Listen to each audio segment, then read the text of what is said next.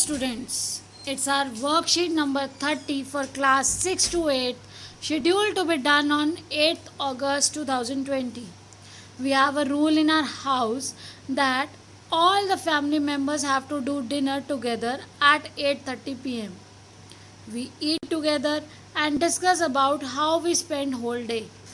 I write down in my diary the special moment of the day which has impressed me the most.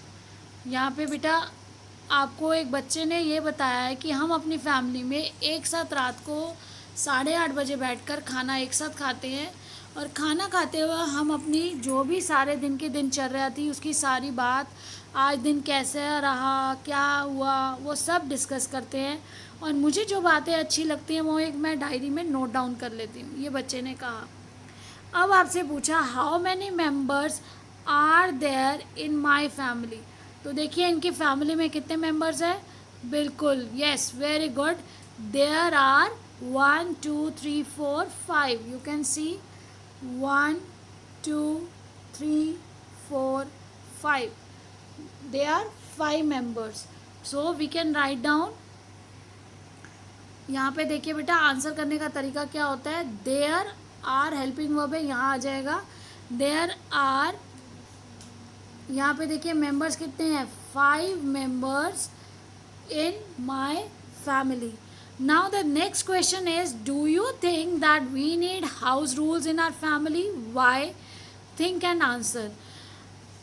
बेटा इसमें पूछा है कि आपको ये लगता है कि हमें अपने घर में एक नियम बना के रखना चाहिए और क्यों? अगर बने होने चाहिए नियम तो बताइए सोच के कि उसका क्या फ़ायदा है।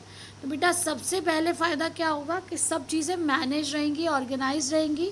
If we have rules in our family the things would be organised और एक डिसिप्लिन होगा हर काम को करने के लिए। सब चीज़ें टाइमली होंगी, ऑर्गेनाइज्ड होंगी, टाइमली होंगी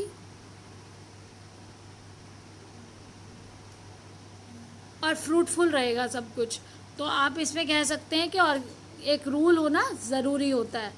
now the next question is, how does regular communication and talking to family members affect our relationship?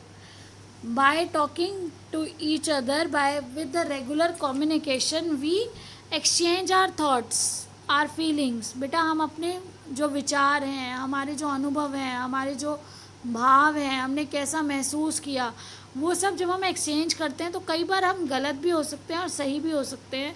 तो एक तो हमें पता चलता है कि कहाँ पर हमने वो कुछ गलती की है तो आगे से वो दोबारा ना करें।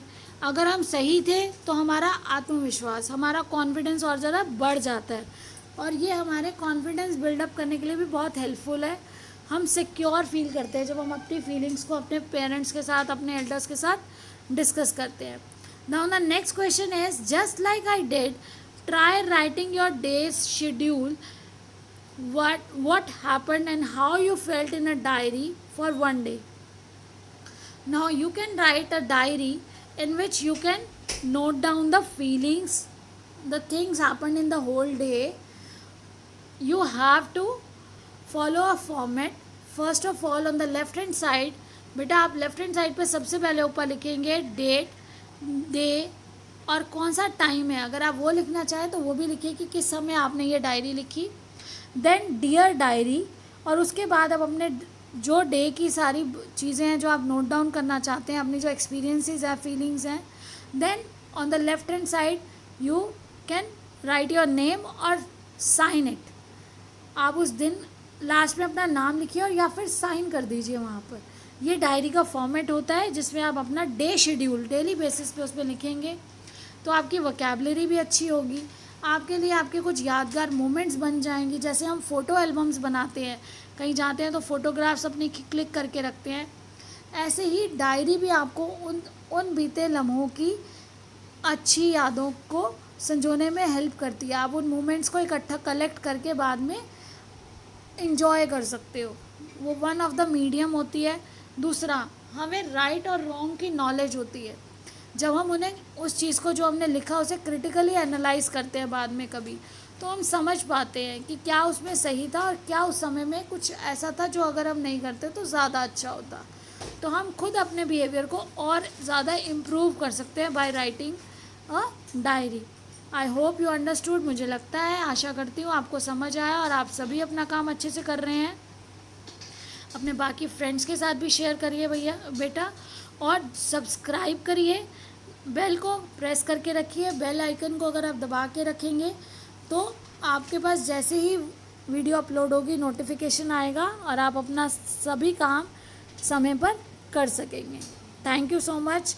Keep enjoying, stay happy, stay blessed.